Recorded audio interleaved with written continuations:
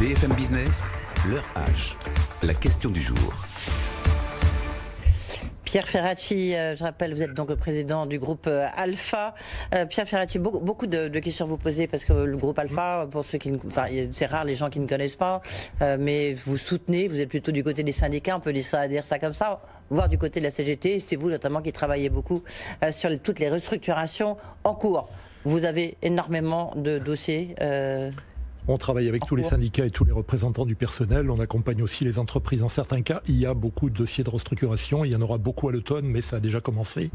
Et avec des risques de montée du chômage qui sont extrêmement forts. L'INSEE prévoit des choses un peu moins négatives que ce qui était envisagé il y a encore quelques semaines. Mais enfin, ça va être terrible. Le passage de l'automne va être difficile. Et il faut que le gouvernement prenne des mesures d'accompagnement de ces restructurations, s'occupe aussi de l'entrée des jeunes sur le marché du travail et regarde de près ce qui va devenir des prêts garantis par l'État qu'il va falloir à un moment donné rembourser et que beaucoup d'entreprises ne pourront pas rembourser même au bout de 4 ou 5 ans. Qu'est-ce qui vous frappe lorsque vous regardez, c'est pas la première crise vous traversez, celle-là, elle est quand même très particulière avec cet arrêt brutal bien sûr de l'activité. Qu'est-ce qui vous frappe ? Ce qui me frappe d'abord, je vais donner une tonalité un peu optimiste, c'est que des deux côtés, du côté des représentants du personnel et des directions, il y a une prise de conscience de la gravité de la crise. Et je trouve que dans la façon d'essayer d'en sortir aujourd'hui sur le plan économique et social, il y a beaucoup de discussions, beaucoup de négociations et des formes de compromis, de consensus qui sont intéressantes. La deuxième chose qui me frappe, c'est que dans beaucoup de secteurs, on ne sait pas encore où on va aujourd'hui. La reprise va être tortueuse, chaotique, pas du tout linéaire, et ça rend les choses difficilement prévisibles. Et ça va poser un gros problème à l'État qui a garanti 90% des prêts qu'il a octroyés pour passer le cap difficile. Il y aura forcément à renforcer les fonds propres ou les quasi-fonds propres des entreprises qui en ont bénéficié. Il n'y a pas qu'Air France et Renault dans le coup, on en a beaucoup parlé. Ouais. Donc il y a un enjeu pour les banques et pour l'État qui, à mon avis, devra être au cœur des discussions d'ici l'automne et dans le plan de relance du gouvernement. Et on en parlera bien sûr tout à l'heure avec Nicolas Dufourcq, le patron de la BPI, parce que c'est lui qui pilote notamment ces prêts garantis par l'État. Et c'est vrai que beaucoup d'entreprises seront dans la capacité, c'est ce que vous observez, de rembourser. On est bien d'accord. Oui. Elles pourront étaler sur 4-5 ans, mais le problème restera le même au bout du compte. Oui. Alors ça peut être très, très différent d'une entreprise à une autre ou d'un secteur à un autre. Mais je crois qu'il y aura un effort de la part des banques et de l'État pour renforcer les fonds propres des entreprises. Autrement, on aura des difficultés d'investissement et des problèmes d'emploi supplémentaires qui viendront se greffer à ceux qui sont déjà... Oui. Pierre Ferracci, ce qui me frappe dans ce que vous dites, c'est qu'il y a quand même un dialogue social qui s'est créé face à ces difficultés. Oui, il est tendu en France, on sait, c'est pas notre marque de fabrique, mais là vous dites... Mais on ne le dit pas assez, il est plutôt de qualité en ce moment. Alors il y a toujours des points noirs et des relations qui sont plus compliquées qu'ailleurs, mais je pense qu'il y a une prise de conscience de cette crise inédite qui s'est faite des deux côtés, du côté des directions d'entreprise et du côté des représentants du personnel et des syndicats, et beaucoup de bonne volonté pour trouver des équilibres. Alors pas facile, quand il y a des accords de performance collective à mettre en place, c'est jamais simple. Je crois qu'il y a cette bonne volonté qui est plutôt de bonne alloi. Justement, sur ces accords de performance collective, est-ce que vous en voyez qui sont signés, qui ont été signés avec des baisses de salaire ? Oui, il y en a. Ça se discute chez Valeo, il y en a dans d'autres endroits. On en accompagne. Parfois, il y a des baisses de salaire. Il faut au moins qu'il y ait un retour à meilleure fortune. C'est-à-dire que quand l'entreprise ira mieux, les salariés à qui on demande des efforts retrouvent ce qu'ils ont lâché et aillent eux-mêmes un petit peu au-delà si l'entreprise se porte vraiment bien. Ce sont des négociations difficiles, mais c'est là qu'on voit que les bons esprits se rencontrent et que dans bon nombre de cas, on arrive à signer des accords de qualité. Ouais. Est-ce qu'il y a, certains disent cela, est-ce qu'il y a des effets d'aubaine ? Est-ce que vous voyez des entreprises qui profitent un peu pour Bien se sûr mettre... Quand on prend des mesures aussi brutales, aussi radicales que ce qu'a fait l'État en matière de chômage partiel, en matière de prêts garantis par l'État, il y a toujours des effets d'aubaine. Et il faut les chasser. C'est pas facile. Par exemple, sur les prêts garantis par l'État, il y a des banques, elles ont joué le jeu dans la plupart des cas, mais dans certains cas, elles ont transformé en prêts garantis par l'État des prêts qui étaient en cours de négociation. Oui. L'avantage pour elles, c'est que l'État prend 90% du risque. Bon, en matière de chômage partiel, s'il y en a qui ont abusé, le ministère du Travail l'a dit récemment, il faut les sanctionner. Il n'est pas normal qu'on aille chercher de l'indemnisation publique quand on peut éviter de le faire. Donc il y a des effets d'aubaine, mais globalement, je crois que le système économique a joué le jeu pour passer la crise. Mais en termes de suppression d'emplois ? En termes de suppression d'emplois, il y a des entreprises... Quand vous voyez beaucoup, je sais pas, Airbus, Renault, peut-être ici aussi à BFM... Il faut faire beaucoup d'efforts pour maintenir l'emploi chaque fois qu'on le peut, y compris avec des schémas de transition qui sont un peu innovants. Et puis là aussi, il faut éviter que certains profitent de la crise sanitaire pour accentuer ce qu'ils avaient déjà en tête. Oui. Et ça, vous observez ça? Oui, bien sûr, mais encore une fois, les effets d'aubaine et les dérapages sont marginaux par rapport au jeu normal qu'ont joué les uns et les autres, des deux côtés. Ouais. Et je parlais des banques, il peut y avoir quelques effets d'aubaine, mais globalement, les banques, avec l'appui de BPI France et de l'État, ont joué le jeu pour passer ce moment un peu difficile, et même très difficile pour l'économie française. Pierre Ferracci, je vais vous poser une longue question comme ça, vous pourrez peut-être boire une gorgée d'eau, mais c'est vrai qu'ici, les studios, l'air est toujours très sec, moi-même souvent, je tousse. Non, on voit que le dialogue social est en train de reprendre. Ce matin, Jean-Sébastien François Omril de la CFE-CGC, Laurent Escure, Laurent Berger. Il y a quelque chose qui se met en route, il y a ce nouveau gouvernement, et Jean Castex, ce matin, il a dit tout va être mis sur la table. Question de méthode. On va parler des réformes des retraites, de l'assurance chômage ensuite. Vous le croyez, vous dites banco, vous le connaissez, Jean Castex, j'imagine? Je le connais un petit peu, c'est un homme... Un homme du social. Un homme qui a eu des responsabilités dans le domaine social et qui sait de quoi il parle du côté des partenaires sociaux.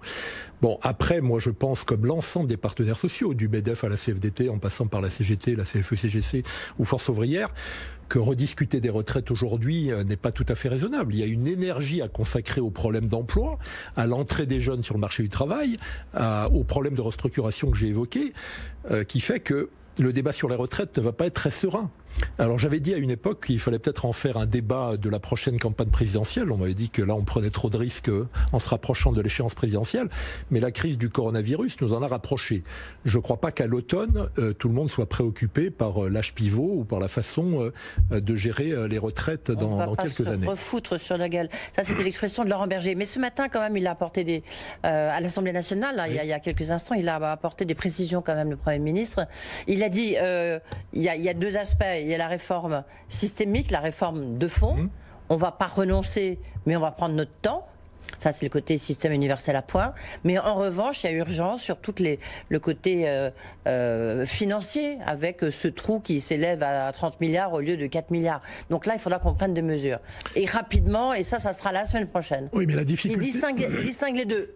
Pas évident, c'est pour ça que ma question est un peu piégeuse. Pas évident de distinguer. Non, mais la difficulté qu'aura le Premier ministre, c'est de donner le sentiment à ceux qui disaient que derrière la réforme systémique, il y avait d'abord un enjeu de court terme de rééquilibrage des comptes. Oui, ça, il va leur donner un petit peu raison, en disant bon, on oublie la réforme systémique parce qu'elle est l'objet de désaccords et de divergences profondes, mais on se cale. Bien sûr que la crise a fait des dégâts, y compris dans le régime de retraite, mais il faut faire attention, quoi. Il ne faut pas essayer de relancer un débat qui a été extrêmement peu serein dans la dernière période, juste après les Gilets jaunes, de façon intempestive, alors qu'encore une fois, la mobilisation sur l'emploi doit être maximale. Sur la réforme de l'assurance chômage, là pour le coup, on est dans un contexte complètement différent, il l'a souligné. Donc pour l'instant, enfin, elle est décalée, on va dire ça comme ça. On marque, on appuie sur pause. On a bien vu que oui, il faut appuyer sur pause, ou en tout cas prendre des mesures qui sont en rapport avec la situation exceptionnelle qu'on connaît. Les mesures de chômage partiel en font partie. La PLD, les mesures d'activité partielle de longue durée, ça en fait aussi partie. Donc il faut regarder comment la nouvelle réforme qui était mise en place, contre l'avis de beaucoup de partenaires sociaux, peut s'adapter à l'ère du temps et coller aux enjeux du marché du travail. Encore une fois, il y a 700 000 jeunes qui vont arriver, qui vont frapper à la porte d'entreprises, qui sont elles-mêmes en train de restructurer et de licencier assez massivement dans certains secteurs. Donc il faut bien évidemment regarder la réforme de l'assurance chômage avec les yeux de la crise inédite que nous vivons et ne pas faire des choses intempestives par les temps qui courent. Pierre Ferracci, je reviens un petit peu sur les dossiers que vous voyez, parce que vous êtes vraiment un opérationnel. Donc je voulais me poser la question, qu'est-ce qui vous frappe? Mais si vous aviez un point à mettre en avant, ça serait quoi par rapport à ce que vous observez? Moi j'ai envie d'un témoignage. Le témoignage, il est simple, c'est que je crois, pour avoir dit que le dialogue social ces derniers temps, comme l'ont dit certains syndicats, était un peu malmené, et que les ordonnances Macron sur ce plan-là n'avaient pas tapé juste. Il y a des choses qui sont à côté de la plaque en matière de dialogue social depuis 2-3 ans. Je crois qu'on a l'occasion inespérée de le remettre au cœur du village à l'occasion de cette crise. Parce qu'il y a une prise de conscience qui est radicalement nouvelle, encore une fois, des deux côtés. Du côté des DRH et des directions générales, du côté des représentants du personnel et des organisations organisations syndicales. Profitons de cette opportunité pour remettre les pendules à l'heure et pour faire en sorte que toutes les mesures, et parfois des mesures délicates et douloureuses, soient prises avec une concertation et une négociation maximale. Moi, c'est ça qui me frappe aujourd'hui. Il y a plein de bonnes volontés. Il faut peut-être que du côté de Jean Castex, son nouveau gouvernement, peut-être d'Elisabeth Borne, la nouvelle ministre du Travail, on se dit c'est l'occasion de corriger des choses qui n'ont pas été très bien mises en œuvre dans la dernière période. Par exemple ? L'apprentissage a été une bonne réforme. L'apprentissage et la formation professionnelle ont peut-être été une bonne réforme, même s'il y a des choses à compléter, même si le compte de formation professionnelle ne sera pas, en termes de moyens, à la hauteur des problèmes posés par la crise.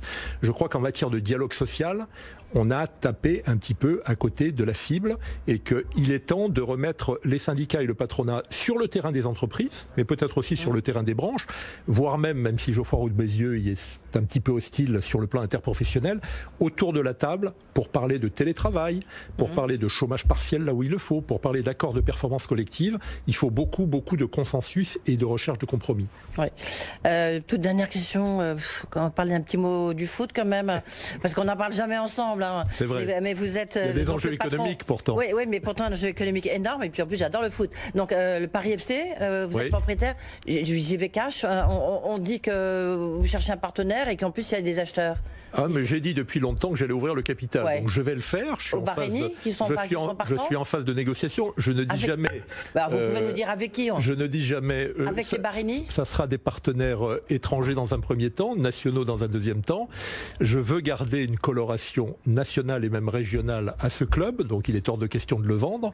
Par contre, dans la crise économique que traverse aussi le football, je suis le premier à dire qu'il faut renforcer les fonds propres. D'accord. J'en ai mis quelques-uns dans ce club, je ne peux pas tout faire, donc j'ouvre le capital. Quelle échéance ? C'est quoi les échéances? Dans les échéances sur BFM 1 ? Dans les semaines qui viennent, avant la période estivale qui me permettra de me reposer un petit peu dans le domaine du foot comme dans le domaine du social. Avant la fin du mois de juillet. Voilà. Oui, voilà, avant la fin du mois de juillet. Bon, d'accord, ok, on a compris. Merci beaucoup. Voilà, ça y est, on a une info là. Merci Pierre Ferracci, donc le patron du groupe Alpha et donc du club parisien de football, le Paris FC, qui n'est pas encore le PSG, mais peut-être grâce à l'ouverture du capital le sera un jour. Merci. On est encore loin. Merci.